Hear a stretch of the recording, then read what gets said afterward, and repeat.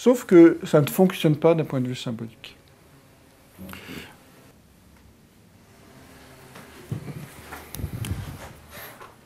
Vous avez remarqué, vous avez 3 couleurs. Vous avez les taureaux reproducteurs qui sont rouges.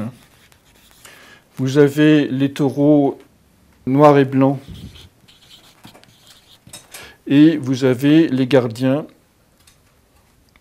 Et vous avez, je les mets dans le désordre. Là. Non, oui, enfin les gardiens, il faut aussi. Vous avez les gardiens argentés. Et vous avez les taureaux noirs et blancs. Donc vous avez le blanc, le rouge et le noir. Vous avez le blanc, le noir et le rouge. Qui sont les 3 couleurs trifonctionnelles que donne Dumézil aux 3 fonctions. C'est-à-dire Dumézil dit la chose suivante. Pour qu'un organisme, quel qu'il soit, fonctionne bien, il faut qu'il y ait un équilibre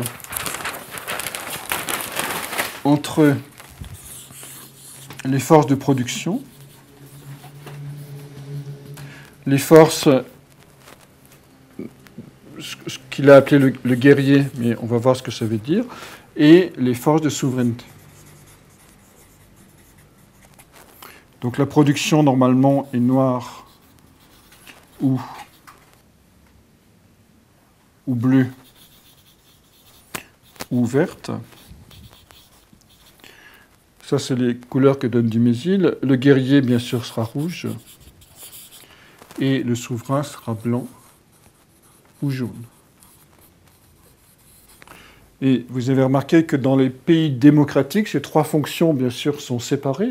Législatif, juridique et exécutif. Ce qui est marqué sur les drapeaux. Vous avez, par exemple, bleu, blanc, rouge. Le drapeau français, mais le drapeau allemand, bref, le drapeau de toutes les démocraties occidentales est trifonctionnel et va montrer la réunion de ces trois grandes fonctions à travers les couleurs qu'elles représentent. Et donc, une nation, pour le formuler autrement, le royaume des Lys, une nation qui réussit à la fois de la production, à maintenir une armée de défense, et à donner un sens, une direction à son identité, à manifester son identité, qui est le blanc ou le jaune, va forcément fonctionner harmonieusement.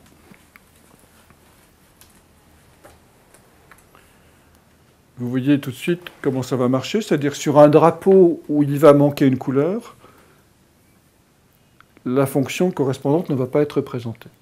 Par exemple, l'Europe, où vous avez un fond bleu et une couronne d'or, des étoiles d'or. Vous n'avez pas de rouge. Et l'Europe n'a jamais réussi à se créer une armée commune, un système de défense commun. Par contre, c'est un grand marché. On a un fond bleu.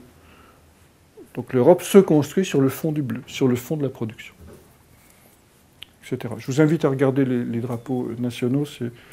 Et les pays islamiques, qui sont...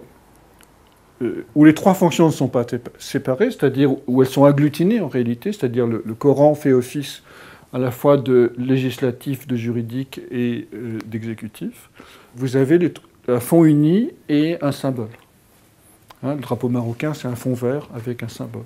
Mais en Union soviétique, en URSS, c'était la même chose, le fond rouge, donc le côté militant, guerrier, l'armée rouge, avec le marteau et la faucille. Donc dans les régimes non démocratiques, les 3 fonctions ne sont pas séparées dans la représentation des drapeaux, qui n'est jamais que le drapeau,